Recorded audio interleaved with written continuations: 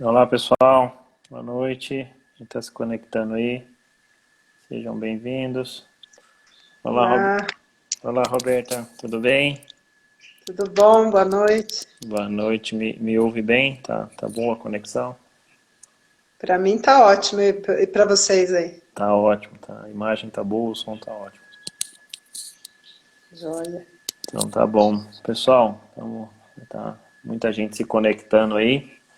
Sejam aí bem-vindos à nossa live de hoje. Eu sou o Adenilson Paiva, sou um dos coordenadores do Núcleo de Estudos em Forragicultura e Pastagem, junto com o professor Carlos Augusto, também do colega de departamento do Instituto de Zootecnia da Rural do Rio de Janeiro. Então é um prazer estar esse tempinho reservado para bater um papo sobre um assunto que já faz tempo, né, que a gente estuda ele, mas acho que recentemente ele ganhou uma projeção e uma importância até pelos esforços, né, das pesquisas, das instituições, enfim. E aí hoje nós temos o prazer de ter a doutora Roberta presente aqui para conversar um pouquinho com a gente sobre esse tema. A doutora Roberta já tem toda a sua vida acadêmica na Exalc, em Piracicaba, já é pesquisadora da Embrapa, rodou por algumas unidades, né, doutora Roberta? Então, se quiser se apresentar e dar sua boa noite para todo mundo, seja bem-vindo e muito obrigado, né, por aceitar esse convite e por esse bate-papo. Obrigada, Denilson. Boa noite a todos. Primeiro, eu gostaria de agradecer o convite, né, e a oportunidade de estar aqui conversando com vocês, né, agradecer pelo tempo do pessoal que tirou aí para conversar um pouquinho com a gente. Então, eu gostaria de deixar todo mundo muito à vontade para fazer perguntas, né? Quanto mais perguntas tiver, mais a gente fica feliz. Então, vamos aproveitar esse momento, né? Uma hora passa muito rápido, né? Então, obrigada mais uma vez pela oportunidade de estar aqui conversando com vocês. Já a gente é colega já de longa data, né? E trabalha junto, então é um prazer estar podendo contribuir aí um pouquinho com a formação dos meninos e com os técnicos, produtores que tiverem presentes. Boa noite. Então, nós que agradecemos essa sua participação e, sem dúvida, uma hora, né, que nós vamos manter essa live de hoje não será suficiente para abordar um assunto que ele é rico, que ele, ao mesmo tempo, ele é simples e um pouco complexo de todos os fatores que envolvem, mas isso é bom, né, desperta a curiosidade e, assim, não tenho dúvida que nós do Nefop e a doutora Roberta estaremos todos disponíveis aí para tentar, se alguém, né, quiser se aprofundar um pouquinho no tema, de estudar, trabalhar, enfim, as oportunidades são amplas, né? E já para a gente começar aí, doutora Roberta, aquecendo os tambores aí, você já recentemente estava numa outra unidade da Embrapa, né? E agora está na Embrapa Gado de Leite, e acho que conhecendo o seu trabalho, né? Você sempre nessas duas unidades já trabalhou com o ILPF, né? E quais as diferenças, né, de se usar a técnica lá no norte do Mato Grosso e aqui em Minas, né, uma região muito mais quente com uma região de transição, né? Então, como que esses dois ambientes, pensando na ILPF, né? Bom, você resumiu bem, assim, a gente teve a oportunidade de trabalhar aí por 13, 14 anos no Centro-Oeste, né? Apesar de eu ser natural aqui do Sudeste, eu tive essa oportunidade, foi um grande aprendizado. E há 2 anos nós estamos desenvolvendo os trabalhos aqui na região Sudeste, né? Minas, Rio de Janeiro, e Espírito Santo, São Paulo. E assim, eu acho que uma das principais diferenças que a gente percebe é a questão de clima, essa variação climática, né? E a questão de relevo, né? A região onde a gente trabalhava lá, principalmente no Mato Grosso, Goiás já é um pouco mais ondulado, que é onde eu também trabalhei por 5 anos, mas Mato Grosso, a região que a gente trabalhava é bastante plana, né? E aqui é a região bem mais ondulada e com morros e tal, então apresenta alguns desafios aí que a gente vai adaptando, né? Já tem equipes trabalhando aqui com ILPF também, já que esses desafios são bem tranquilos. Questão de solo é muito parecido. Questão de clima, acho que o que chama mais atenção é o fato de lá ter duas estações, a quente e a muito quente, né? E a seca e a chuvosa, muito chuvosa. Aqui nós temos nessa região, na região sudeste, nós temos um clima um pouco menos contrastante, vamos dizer assim. Mas com as mudanças climáticas, a gente sabe que quando é calor, tá bem calor, né? Então, assim, a gente tem visto aí nos últimos dias as temperaturas aí nessa região chegando ao em torno de 35, 37 graus, né? Que para um animal especializado em leite é bastante alta, né? Então, a gente também tem que pensar em conforto dos animais nessa região, apesar de boa parte do tempo não ser tão quente quanto lá no Mato Grosso. Quando a gente pensa em Mato Grosso, é quente o tempo todo, né? Um pouco menos quente, um pouco mais quente, mas quente sempre. Aqui tem épocas mais frias, mas determinadas regiões também, você vai em algumas regiões, boa parte de Minas, eu vou dizer assim, Rio de Janeiro também, muito quente, né? Então, quando a gente pensa em clima, que é o principal contrastante, motivador de se fazer, principalmente o F na integração, né? Colocar a floresta, é muito importante para essa região também, né? Porque a gente precisa dar conforto para os animais. Não, perfeito. E assim, já que você falou do F, né, no componente de produção, se nós pensarmos, né, foi até uma pergunta do professor Carlos Augusto e da Samara, né, eles estão um pouco curiosos aí em relação a frutíferas, né, quais as recomendadas, qual é a sua sugestão, e, enfim, sobre as frutíferas, né.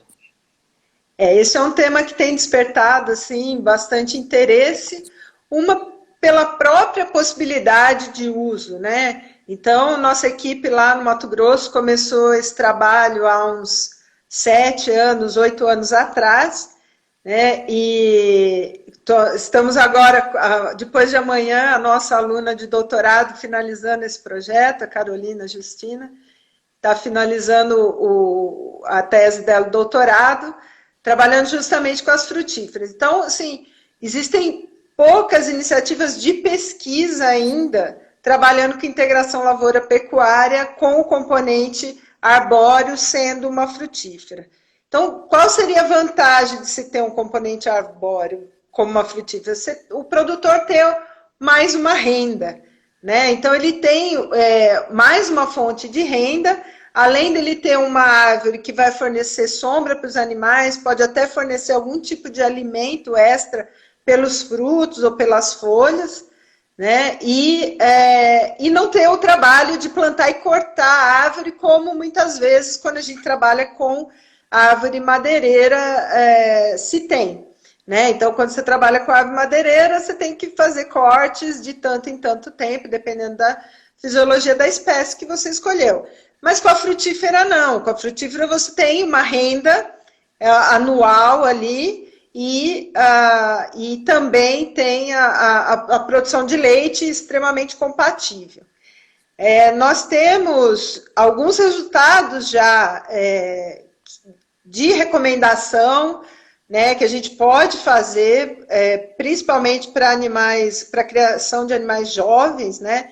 Então, os resultados lá do Mato Grosso, que com certeza se replicariam aqui se a espécie frutífera for bem, né? Se ela se desenvolver bem aqui, a questão de compatibilidade com o animal, a gente sabe que não haveria problema. Então, hoje em dia, a gente já sabe que goiabeira é uma espécie que pode ser utilizada, que os animais têm um convívio bastante positivo, né? Cajueiro também o cajueiro é uma espécie também nas suas variedades, né? Que pode ser trabalhada com animais jovens, mesmo que eles tenham algum tipo de consumo, isso não é suficiente para destruir a árvore, né? Nós tivemos experiência também lá com cajá. Cajá não é uma fruta tão comum aqui dessa região. Caju e goiaba já é mais tranquilo de se trabalhar aqui, né? Então o cajá foi interessante, teve um porte bastante interessante, mas ele perde as folhas, né? Pelo menos naquela região ele perde as folhas no período da seca, né? Que é até um hábito da planta. Então isso acaba que limita um pouco. Então, se eu tenho um inverno mais fresco, tudo bem, não seria problema. Mas se eu tenho um inverno muito quente, ele seria um problema dos animais ficarem sem sombra, né? Agora, nós estamos iniciando alguns trabalhos aqui na Fazenda Experimental da Embrapa Gado de Leite em Valença, no Rio de Janeiro, para testar 16 espécies frutíferas. Só para avaliar a compatibilidade. Então, é uma pergunta muito comum do produtor, né? A gente conversa com alguns produtores, atende, tira dúvida, e uma pergunta muito comum desses produtores eu posso usar fruta tal com o animal? Até que idade eu posso colocar? Quando eu entro com os animais, né? Então, essas perguntas, a gente, infelizmente, não tem resposta para todas as espécies hoje. Mas em pouco tempo a gente pretende ter essas respostas. A gente fez uma consulta ao setor produtivo, né, para montar esse experimento e selecionou as espécies que o próprio setor produtivo indicou como terem curiosidades de saber. Então, a gente vai testar alguns citros. Nós vamos testar manga, abacate, goiabeira, novamente. A gente vai escolher outra variedade, diferente do que a gente já trabalhou, que a gente já conhece a resposta. E aí tem uma série de outras, até mamoeiro, para você ter uma ideia, macadâmia. Enfim, nós vamos testar uma série de plantas que em pouco tempo a gente vai ter essa resposta para dar ao produtor. Olha, pode trabalhar com animais até tantos quilos, que é tranquilo, e você vai ter a produção. Olha, você vai ter que tirar esse animal no período de frutificação. Então, essas recomendações a gente vai ter aí em alguns anos para passar. Infelizmente, demora um tempo, né? Mas a gente já tem visto produtores testando por si, né? Então, alguns sistemas com coco funcionando bem, alguns sistemas com lixia e gado de corte também, sistemas aí com oliveira no sul, né? Oliveira, em alguns lugares aqui de Minas a oliveira também é produtiva, né? Em regiões mais altas, mais frias. Então já existem algumas iniciativas interessantes, né?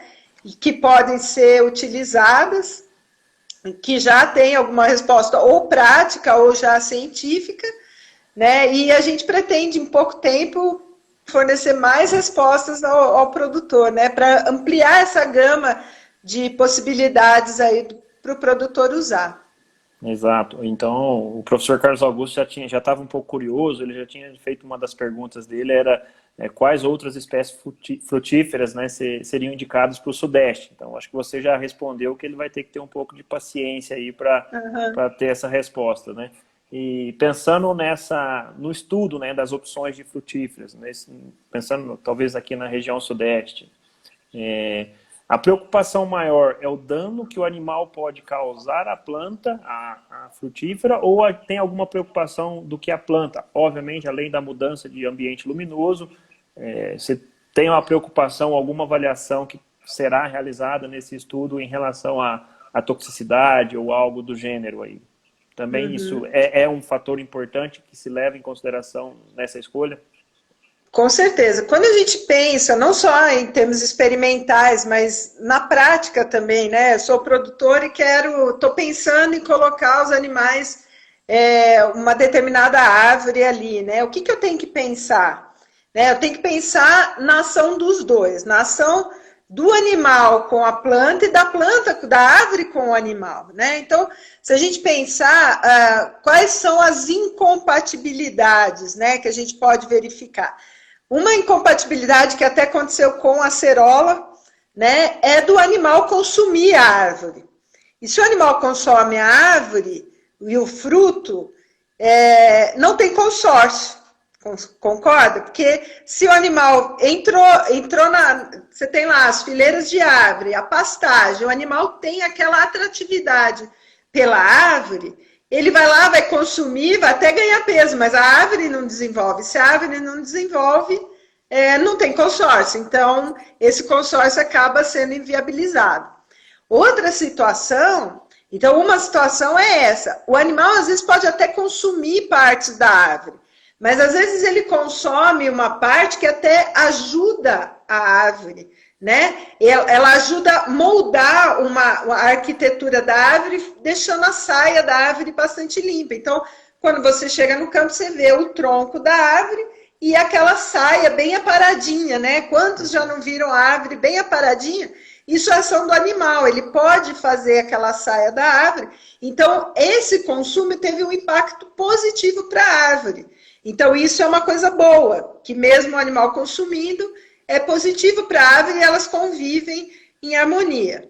Mas existe o outro lado também, né? Que é o impacto da árvore em relação ao animal, porque a gente pensa na sombra, né? Da sombra que aquela árvore vai proporcionar para o animal, mas a gente tem que pensar também no que aquela árvore tem de nocivo ao animal, porque o animal pode, de repente, consumir ramos, folhas ou fruto e se intoxicar, né? Ou esse animal pode consumir um fruto que caiu do pé e tem um caroço muito grande, aquilo engasga o animal, ou vai juntando na base do rumen do animal, né? E ele não consegue fazer o movimento de ruminação. Então, existe uma série de coisas, né, que podem, a árvore também interferir, né, no desenvolvimento do animal, e tudo isso a gente vai avaliar. E quando o produtor vai escolher uma planta que ainda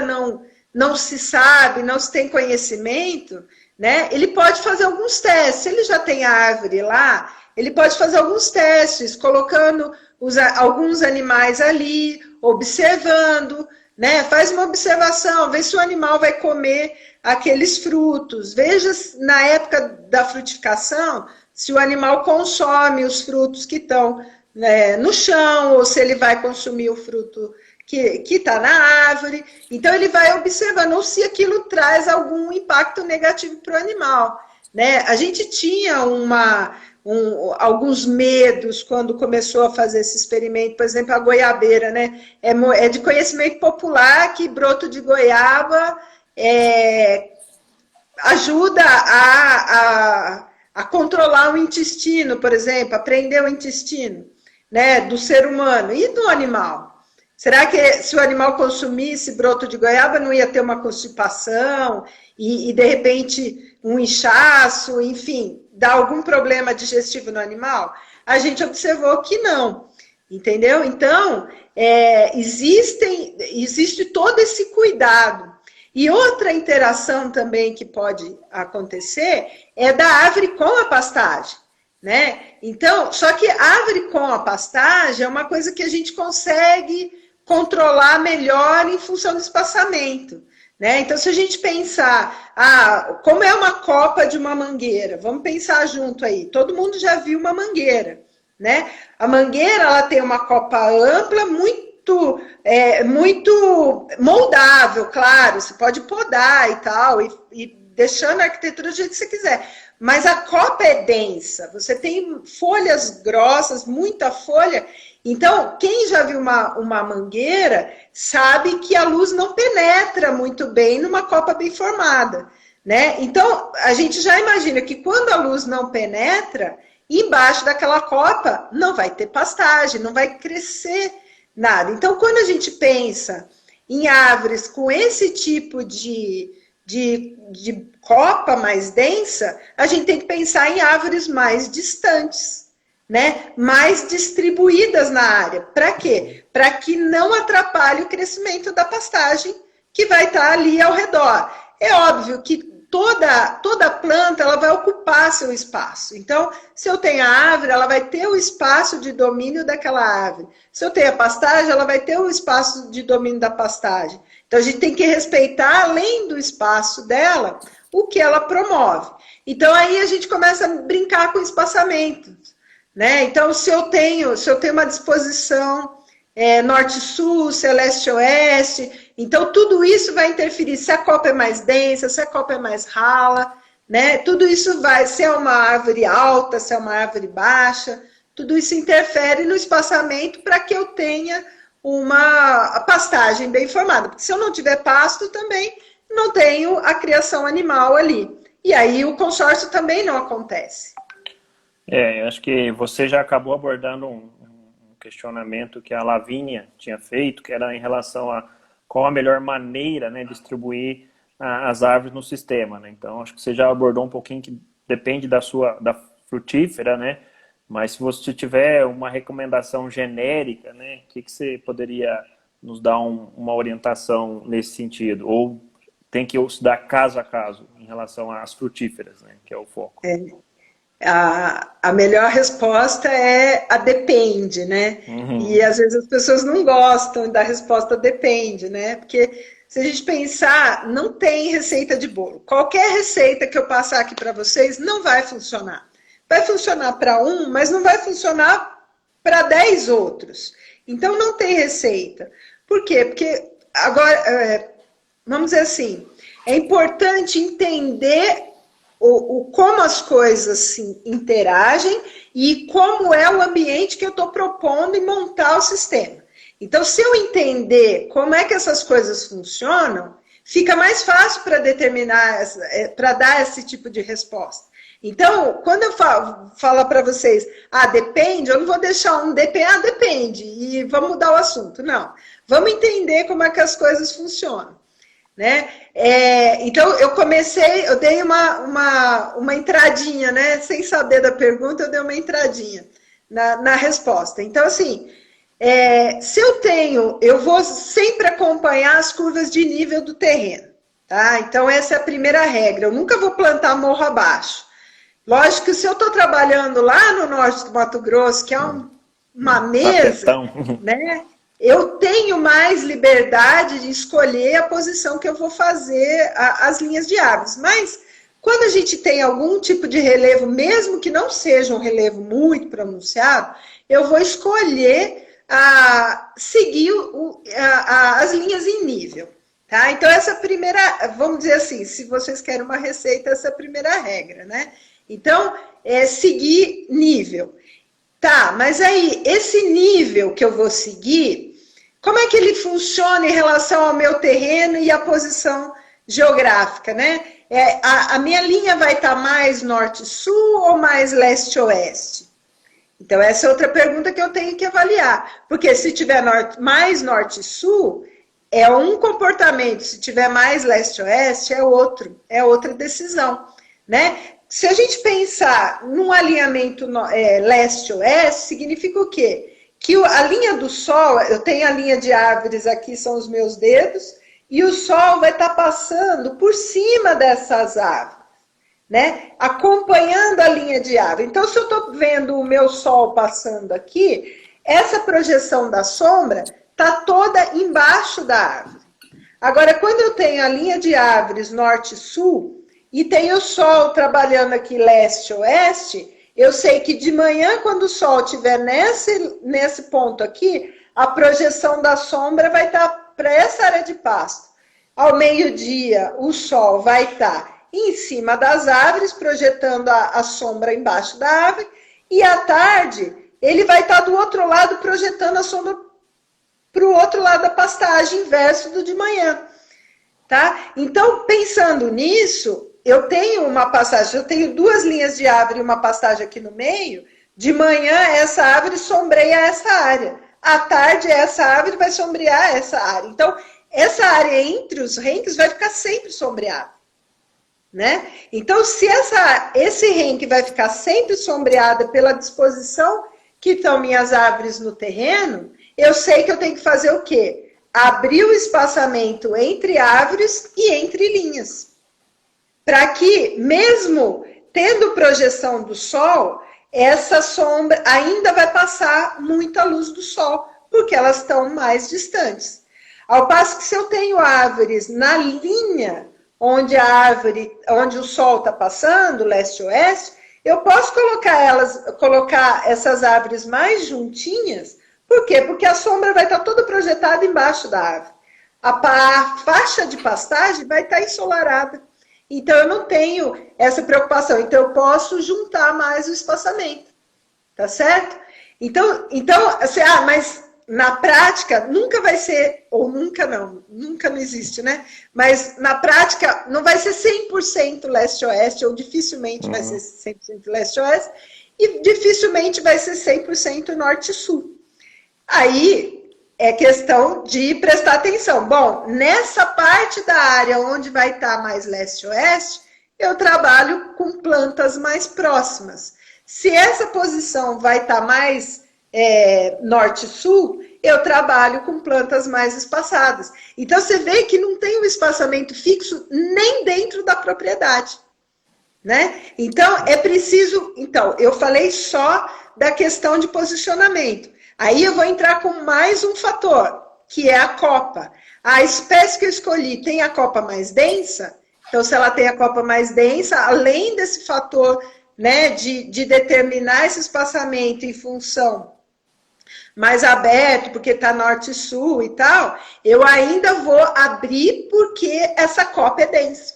Ah, mas a minha copa é bem ralinha, né, penetra bem o sol, mesmo com a árvore adulta, é meio rala, então eu posso trabalhar com árvores um pouco mais próximas, né? Então você vê que o depende vai variar muito, até dentro da própria condição do próprio piquete que você está trabalhando ali. Por isso que é importante, né, o conhecimento, né, dessas situações, para definir, então aqui eu posso trabalhar com linhas mais espaçadas ou entre plantas mais espaçadas, aqui eu posso trabalhar mais junto porque eu vou ter uma boa iluminação.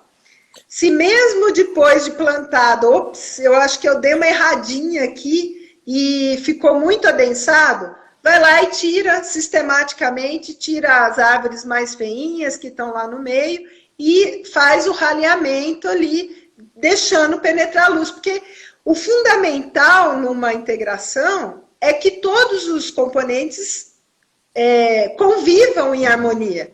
Se eu tiver algum componente muito em vantagem em relação ao outro, eu não tenho consórcio, né? E aí ter uma árvore só no piquete, às vezes, não é a melhor solução, né? Então, é mais ou menos nesse sentido aí a questão do espaçamento. Não, às vezes nós temos o objetivo de ser muito simplista, né? De querer, de certa forma, algo muito pronto, né? Como uma receita, e a gente não pode esquecer que nós trabalhamos com uma ciência biológica, né? Que os indivíduos, ainda mais num sistema integrado, eles estão tendo uma interação. Então, às vezes, tentar buscar a receita é difícil. Então, realmente olhar cada caso. Eu acho que nessa mesma linha, né, pessoal, eu estou tentando agrupar aqui as perguntas por componentes, tá? Então, acho que nós não conseguimos sair do F ainda, tá, Roberto? Talvez a gente tenha que fazer uma live por componente, mas uma pergunta que acho que vai nesse mesmo sentido também da Samara, né? Em relação ao tempo mínimo para poder inserir o componente animal no sistema quando se trabalha com frutíferas. Então, deixo aí aberto para você também dar uma orientação nesse sentido. Legal. Só antes de responder, uma dica, né, só para completar o questionamento anterior, né? Uma dica de onde eu parto, né? Para saber se é maior ou menor, tem que ter um ponto de partida. Então, o ponto de partida que a gente costuma usar é o espaçamento da planta solteira. Então, o espaçamento daquela árvore, daquela frutífera solteira, ele nunca pode ser menor do que aquilo, vai ser daquilo para bem maior o espaçamento. Tá? Então, se você vê lá, o caju é 7 por 7, então você já sabe que na linha tem que ser mais de 7 metros e entre linhas tem que ser muito mais do que 7 metros. Né? Então, aí você vê a sua situação e vai tomando a decisão, aumentando ou diminuindo conforme a necessidade. Indo para o questionamento da Samara, hoje a gente tem um parâmetro que para animais jovens, quando a árvore atinge um diâmetro de tronco de 6 centímetros, então é mais ou menos isso aqui, né? Quando o diâmetro do tronco tiver em 6 centímetros, animais jovens já podem ser colocados, né? E para animais adultos, um pouco maior. Então, aí 8, às vezes até 10, dependendo da fragilidade da árvore, né? Então, tem árvores que que têm 8 centímetros e são muito frágeis, né? 8, 10 centímetros, mas elas são frágeis. Então, tem que tomar cuidado com isso. Tem outras que com 6 centímetros, elas já estão bem lignificadas, bem marrons, bem firmes, né? E aí você consegue colocar os animais sem ter problema, né? A altura do animal também é interessante de ser levado em conta, né? Se você tem, às vezes você tem 8 centímetros, 6 centímetros, né, para o animal, e um bezerro aí tem 1 metro e pouquinho de altura. Então, ela está com 6 centímetros, mas a copa dela está muito baixa, né? Então, é recomendável que eleve a altura da copa por poda, né? Depois da árvore estabilizada, aí coloca.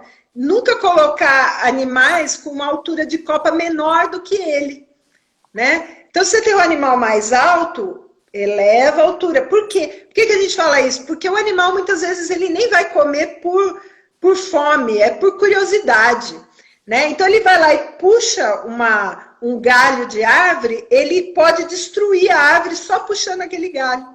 A gente via muito isso lá no eucalipto, né? Nos experimentos lá em Goiás, que a Aline agora ultimamente conduziu, também está pela Rural, está defendendo aí no final do ano, né? Era muito comum ver a árvore de eucalipto danificada.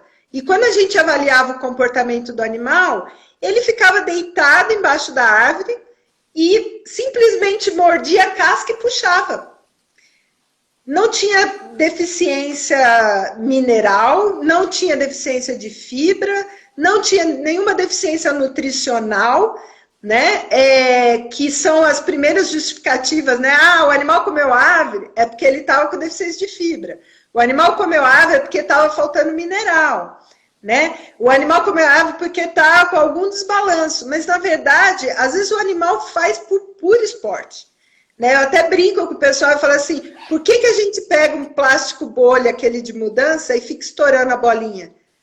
Por que a gente faz isso? Não tem porquê. Você simplesmente começa a estourar aquilo. O animal, ele muitas vezes vai lá mexer na árvore por pura falta do que fazer. Ele está entediado, ele vai lá e começa a descascar a árvore.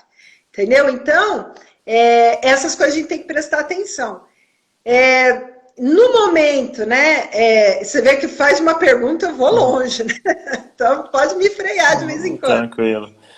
Uma estratégia para que... Porque assim, mas eu vou plantar essa árvore, umas vão demorar... quanto tempo demora?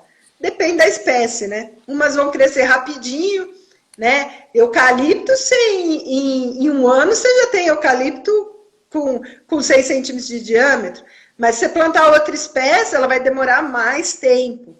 Então, uma possibilidade é o uso de cerca elétrica, né? Que é uma cerca mais barata, e aí vocês usem também a criatividade de vocês para fazer o melhor cercamento, né? Não existe também receita de bolo, o que existe são cercas bem feitas, né? Para isolar do animal, do contato do animal, lembrando da área da árvore, tem uma área de domínio da árvore. Então, não é fazer uma cerca a meio metro de distância da árvore. Por quê? Porque a árvore vai crescer, porque o animal pode enfiar o pescoço ali, mesmo não alcançar o choque, mas enfiar o pescoço, pegar um galho da árvore. Então, dê o espaço que pertence à árvore, faça cerca até que essa árvore esteja no ponto de receber o animal. Uma vez que essa árvore atingiu esse ponto, né, esse diâmetro, essa copa, tudo isso que eu falei, pode tirar a cerca e vai acontecer o convívio. Se você estiver usando uma árvore que ninguém estudou ainda, que ninguém tem resultado, mas que você quer testar, então faça os ensaios lá na fazenda primeiro. Solta, observa, deixa uma ou duas árvores só acessível ao animal, observa se ele vai consumir vai quebrar, vai danificar, porque às vezes o animal vai se coçar na árvore e quebra, né? Então, observa, deixa acesso a uma, duas árvores, observa. Foi tudo bem? Ficou um tempo lá, pode liberar os animais que não tem erro. Ótimo, Roberto. Acho que você já até respondeu algumas perguntas. O Tarcísio mesmo tinha falado, né, perguntado de estratégias, né, para evitar que os animais possam roer. Então, você deu uma solução do uso da cerca elétrica. E aí eu vou emendar duas perguntas numa para a gente ver se finaliza o item floresta, ou no caso as frutíferas, que viraram virou o tema central. Então, a pergunta do Alberto, né, a importância da poda para fazer a planta dar essa esticada, essa estiolada, isso é um item. E a Tassiane, né, já emendando uma pergunta, se mesclar frutíferas é uma opção ou se o ideal é usar só um tipo? Ótimo, ótimas perguntas. Vamos lá, mais meia hora. Quantas horas de live a gente tem? Nós estamos chegando aos 40 minutos de live, então nossa, passa tem muito algumas rápido. Perguntas do fator gramínea ainda para a gente entrar. Tá. Então vamos lá, vou tentar ser bem rápido. A primeira pergunta, quanto à poda. Sim, a gente tem que fazer as podas iniciais conforme a espécie, né? Então tem que ir lá ver, bom, que espécie eu estou utilizando? Essa espécie é assim, então qual que é a poda recomendada? É 1/3, é 2/3, então tudo tem a sua recomendação técnica, né? Seguir e ir levantando a saia dessa copa conforme a árvore vai crescendo, até passar da altura do animal que você vai estar trabalhando. Passou da altura do animal, aí ele não tem mais nem como subir. A gente vai testar isso com cabra ainda para saber, porque vaca não sobe árvore, mas cabra, né? A gente vai testar isso num projeto futuro, aí já está nos planos, né? Que legal. Porque cabra sobe em árvore, né? Então a gente precisa testar. Quanto a mesclar, você sabe que a ideia inicial desse projeto foi justamente o quê? Eu estou criando meus bezerros lá na minha propriedade. Eu sou um pequeno produtor e estou criando meus bezerros. E normalmente os bezerros são super negligenciados na fazenda, né? Eles recebem o leite depois que desmamou, jogam em qualquer pasto lá e não sabe nem se tem sol, se tem sombra, se tem pasto, né? Então, a ideia foi o quê? Vamos ver se existe compatibilidade do animal com frutíferas, porque pelo menos todo produtor tem um pomarzinho lá na propriedade dele, né? Então, se ele tem um pomar, por que não associar o pomar à pastagem do bezerro e criar um microclima adequado para a criação desses animais, protegendo do sol, dando uma ambiência melhor? Então, assim, como o princípio do projeto foi esse, né? A resposta, sim, pode, mas a gente vai pôr uma vírgula. Vírgula por quê? Porque eu tenho que saber se todas aquelas árvores que compõem aquele pomar, né? Se nenhuma delas vai causar intoxicação no animal, né? Porque se eu tiver uma delas causando intoxicação, já complica, né? Então eu tenho que ter certeza que todas aquelas árvores que estão no pomar não vão afetar o animal e nem o animal vai destruir aquelas árvores. Se essa pergunta já tiver sido superada, ok, não tem problema nenhum. Se não tiver, procure informação ou faz uns testes antes para ter certeza que você não vai matar nem a árvore nem o animal. Acho que o Félix que acabou de passar uma pergunta, né? Se as frutíferas têm problema de causar acidose ruminal e fermentação alcoólica, né? Então acho que vai um pouco nessa linha, né? Se você tem essa informação prévia ou o quanto você precisa ainda de investigar, né? Para tomar cuidado no uso das frutíferas. Agora, se tem algo já conhecido, eu não sei. Então talvez você tenha essas informações aí para ajudar o Félix. Por enquanto a gente não estudou nenhuma que deu problema, né? Deu problema com a árvore, não deu problema com o animal. Então, posso te dizer com certeza que a acerola não mata o animal, porque eles comeram com vontade. E não fez nada para o animal. Só que a árvore aí foi inviabilizada. Então, não que a gente conheça ainda não. Né? Tinha produção de caju, eles comiam e não fez mal. Tinha produção de goiaba, eles comeram e não fez mal. Mas as outras a gente vai ficar devendo uma resposta para daqui a alguns anos, porque daí a gente vai fazer um trabalho específico para responder justamente essas perguntas. Não, que ótimo. Assim, tem mais perguntas do componente arbóreo. Agora, só para não deixar o pessoal que está interessado um pouquinho escutar sobre as gramíneas, né? Então tem duas perguntas que eu vou emendar uma na outra e você tem o seu tempo aí para fazer. Uma é do @fansalgado, né? Pensando no sombreamento, quais forrageiras seriam mais indicadas? E teve uma pergunta acima, né, aqui do Júnior, como a estrutura do dossel forrageiro muda com o sombreamento das árvores, né? Qual a altura de manejo do pastejo e se a altura do manejo do pastejo muda também. Então são duas perguntas aí sobre o componente forragem, naturalmente o componente animal, então para a gente entrar um pouquinho nesse item. Joia. A resposta vocês já até sabem, né? Depende. Vamos lá, vamos por partes.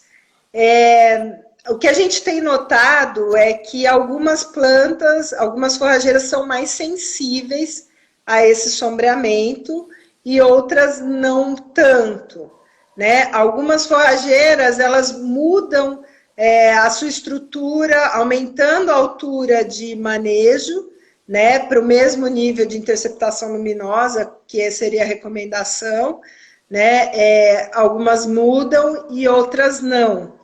Né? Eu já dei vários spoilers da defesa da Carol, ela vai ter que me perdoar, agora eu vou dar uns spoilers da defesa da Aline. Mas a gente percebeu que braquiária é mais sensível a um sombreamento mais intenso. Então, assim, se eu trabalhei direitinho com o espaçamento, não é para ter problema com nenhuma das árvores, né? Com nenhuma das forrageiras, porque normalmente as forrageiras elas apresentam uma maior sensibilidade à falta de luz a partir dos 50% de sombreamento, né? Então, se eu estou com um sombreamento muito intenso, com copas densas, espaçamento muito apertado, aí eu começo a ter problema de falta de luz e a planta começa a mudar o hábito, né, que é a segunda pergunta. Então, assim, ela começa a estiolar, fica um dossel mais ralo, né? A gente brinca que fica igual cabeleira de careca, tipo assim, o meu cabelo é de uma pastagem em pleno sol, né? Aí você pega aqueles cabelinhos de careca que você vê o couro cabeludo da pessoa, né? Mas você vê que tem uns cabelinhos ali, né, brincadeiras à parte com os carecas, né? Ainda bem que você não é, né, Denise? Não, fica tranquilo. Então, você começa a ver a superfície do solo, você vê aquelas plantas, né, mais estioladas, isso já é uma estrutura que está muito afetada. Então, eu peguei dois extremos, né? Então, a perda inicial de perfilhos, né, por compensação por falta de luz, ela acontece sem a gente perceber, não é visível. Você tem que ir lá contar quantos perfilhos tem numa área bem fechada e contar os perfilhos numa área que está tendo sombreamento para você ter um parâmetro, porque não é visual. Quando você já está vendo, como a brincadeira que o pessoal está rindo aí, né, que não vão esquecer mais, o propósito é esse mesmo, para fixar, né, quando você está enxergando o problema, é sinal que o bicho já pegou, né? Que a situação já está muito crítica. Então, observação, muita observação. Se as plantas estiverem estiolando, né? E você percebe isso, né? Percebe os colmos mais compridos, né? A planta mostrando mais talos, né? Não sei se tem produtor aí. Então, a gente tem que usar várias linguagens. Então, se tiver com mais talinhos e tal, esticando muito rápido, é sinal que a planta está sofrendo com sombreamento. Observa quanto tempo aquela área está ficando sombreada. Se, de repente, tiver só uma região do piquete, né? Porque você vai fazer sombra ao redor dos piquetes e tal. Se você vê que naquela região do piquete está ficando mais raleado, pasto, elimina uma árvore ali no meio, né? E você já vai ter uma penetração de luz melhor. Dependendo da espécie, você pode subir a saia da árvore, né? Dependendo da espécie, não. Tem espécies que a copa é mais baixa, então não tem como você subir a saia da árvore, porque ela não vai continuar... não vai aumentar mais a altura, vai dificultar a colheita, de repente, né? Então, isso é muito caso a caso. Então, depende da espécie, depende da árvore. O que a gente tem percebido é que os pânicos, apesar de serem plantas que crescem muito mais, elas respondem à adubação, respondem à insolação, muito, né? Elas respondem muito positivamente aos fatores de crescimento, elas têm respondido melhor que as braquiárias em sombreamento, né? Mas tudo tem um limite também, né? Então, assim, alguns pânicos nem chegam a mudar essa altura de manejo, né? Nem chegam a promover essa mudança de altura de manejo, só mantendo a mesma altura com a mesma interceptação, mesmo com sombreamento. Outras não. Braquiária, a gente já percebeu que elas estiolam mais e elas aumentam essa altura de manejo.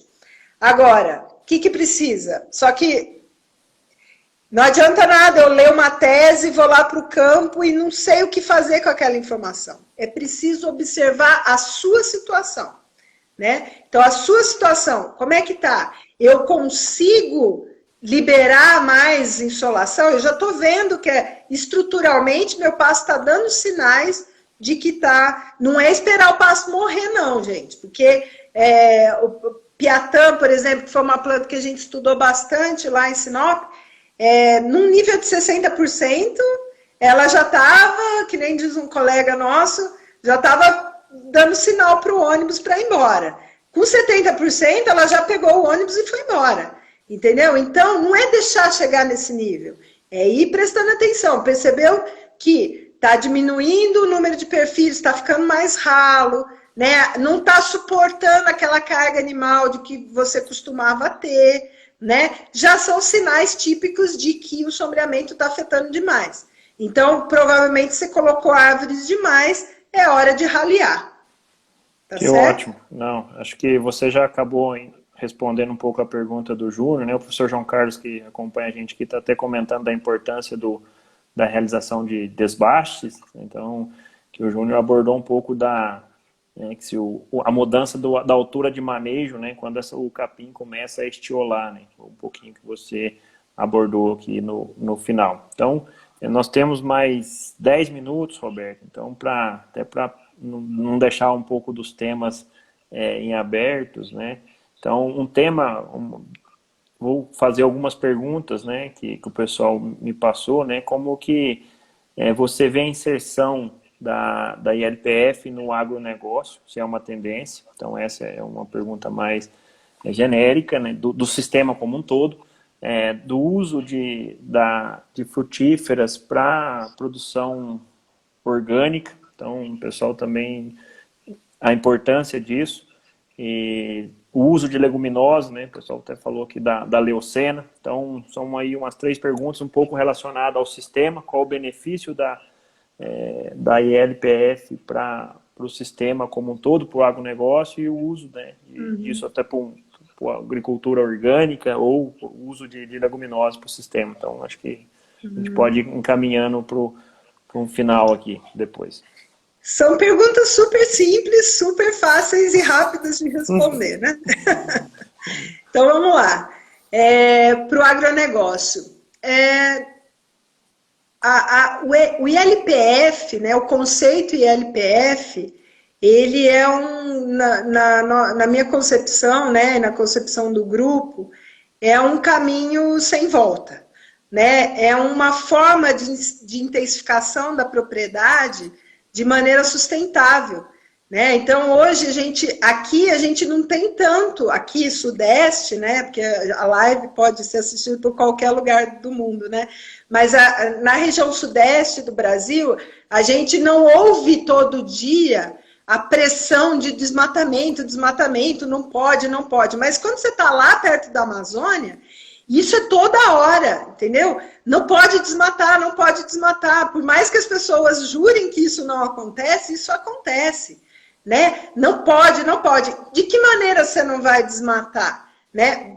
Bom, eu não quero entrar nessa seara, porque a discussão é longa, né? Mas um dos fatores de desmatamento é o uso da madeira. Então, esse aí a agropecuária não pode resolver, né? Isso aí a gente tem que proibir os mercados de comercializarem madeira de lei, madeira nobre, né? Então, esse é outro ponto. A questão de uso de área, hoje em dia, ninguém mais desmata por conta de fazer agricultura pecuária. Achar isso é colocar a culpa em quem não deve, colocar a culpa em quem é inocente. A pecuária não está desmatando. Mas, vamos supor que hoje o Brasil é o país que consegue aumentar em 40% sua produção, no mínimo, né, para atender a demanda mundial. Nenhum país no mundo consegue aumentar essa capacidade produtiva mais de 15%. O Brasil consegue aumentar 40%. Então, vamos dizer que nós vamos matar a fome do mundo e aumentar em 40% a nossa produção, né? Se isso acontecer, pode existir uma pressão em cima das florestas. E de que maneira isso não vai acontecer? Intensificando ainda mais as nossas áreas, entendeu? E essa intensificação vem associando culturas, né? Porque enquanto você tem um período de descanso aí, você pode estar usando esse período de descanso para ter uma pastagem e engordar um boi. Você pode usar na mesma área que você está produzindo um animal, você está produzindo uma fruta, você está produzindo uma madeira. Então, é uma forma de intensificação irreversível, né? Então, é um caminho sem volta, em termos globais, assim, em termos de agronegócio. Agora, isso daí é para qualquer tamanho de produtor. Isso que é o interessante. Um pequeno produtor, ele pode ter os pés de fruta dele fazendo sombra para o animal e tendo uma renda extra. Ele pode ter várias frutas e vender na feira, né? Ele pode ter uma fruta só e ter um volume maior e vender para uma processadora. Então, para o pequeno produtor, isso é totalmente aplicável, né? E para o grande produtor também, né? Porque ele vai conseguir tirar mais da área dele. Hoje a gente produz muito pouco. Mesmo os melhores produtores de soja, eles ainda usam pouco a terra. Então, quando essa pressão em cima do Brasil chegar, porque vai chegar, né? E uma pressão, produzam, mas não desmatem. É no ILPF que isso vai se desenvolver, tá? Quanto ao uso da leucena e das outras leguminosas, são super bem-vindas, né? Por quê? Porque tudo que agrega ao solo é muito importante. Agora, eu tenho que tomar certos cuidados, né? Então, eu vou colocar a glinicídia. A glinicídia é uma árvore uma árvore muito interessante, o animal gosta de comer, ela consegue um porte legal, né? E só que ela só vai fornecer sombra e nutrientes para o solo, nitrogênio. Então eu posso consorciar com outra, com uma fruta, por exemplo. Leucena, tem que tomar cuidado com ela sementear demais e praguejar o pasto. Então tem que ter um controle ali de pastejo. Então, cada uma tem a sua peculiaridade, mas com certeza essas leguminosas é que ajudam, né, principalmente o sistema orgânico. Ela melhora a sustentabilidade, mas ajuda demais o sistema orgânico, você não pode entrar com adubação química, né? Então ela vai ajudar demais. A gente, se deixar, eu estou acelerando, se deixar, a gente tinha mais umas 2 horas aqui. Eu imagino que a gente poderia ficar até mais umas 3 horas, mas nós estamos aí a 4 minutos de encerrar a live, então eu gostaria primeiro de agradecer, Roberto. Vou deixar um fechamento para você ainda, mas já agradecer. Então, agradecer também a alguns colegas, professores que estão contribuindo aí com alguns materiais, né? O professor Argimiro, a professora Ana Paula, o professor Rondinelli Barbeiro, o professor Rodrigo Oliveira, o professor Assis, o professor Herculano, o professor João Carlos. Então, eles estão ajudando muito o grupo aí no preparo de alguns materiais que a gente irá divulgar ainda ao longo do tempo. E também dizer para aqueles que estão participando, que se inscreveram, e para a emissão do certificado, basta acessar a bio do Insta do grupo do Nefop para preencher um formulário e então receber o seu certificado, né? E aí eu vou deixar o fechamento com você, até com uma pergunta aí, e você, que é a professora Janaína, né, do @Forgicultura e Pastagem, né, comentou que se você acredita que a intensificação de pastagens terá daqui para frente atrelada em sistemas integrados. Então, eu fecho com essa pergunta e mais uma vez agradeço e deixo com você a palavra, doutora Roberta. Para a felicidade das vaquinhas, se Deus quiser, sim. Porque com as temperaturas que a gente tem atingido, com a radiação que a gente tem atingido, coitadinha das nossas vaquinhas, né? A gente tem que pensar no bem-estar delas. Então, minimamente, pensando em bem-estar, a gente tem que sim atrelar, mesmo que isso dependa de uma mínima redução de eficiência da produção do componente pastagem, mas o que a gente vai ganhar em termos de bem-estar, e é uma cobrança mundial. Ninguém vai querer leite ou carne de uma vaquinha que sofreu num calor de 40 graus, né? Então, se Deus quiser, Janaína, sim, as nossas pastagens vão estar cada vez mais atreladas ao componente florestal. Então, eu gostaria também de agradecer a presença de todos, pessoas ilustres aí que nos prestigiaram, aos alunos que ajudaram nessa organização, muito bem organizado, o pessoal sempre em contato, né? Agradecer o convite, a oportunidade mais uma vez, e assim, foi muito bom o papo e a gente ficaria aqui mais horas conversando. Muito bom, muito obrigada e parabéns a vocês aí pela iniciativa. Não, a gente que agradece, doutora Roberta. Além de ser um prazer conversar com o assunto e o conhecimento e a didática que você trouxe em cima do tema deixou todo mundo nessa curiosidade, né? Então, a gente tem escutado muito de falar em LPF com espécies lenhosas, né, para produção de madeira, e você está trazendo algo bem inovador. Então, temos 30 segundos. Muito obrigado. Obrigado, pessoal, que compareceu. Foi um sucesso. Obrigada, pessoal. Boa noite. Qualquer coisa, é só entrar em contato. Abração para todo mundo. Tchau, pessoal. Nos vemos nas próximas lives, tá bom? Tchau, tchau. Muito obrigado pela presença. Boa noite. Boa noite.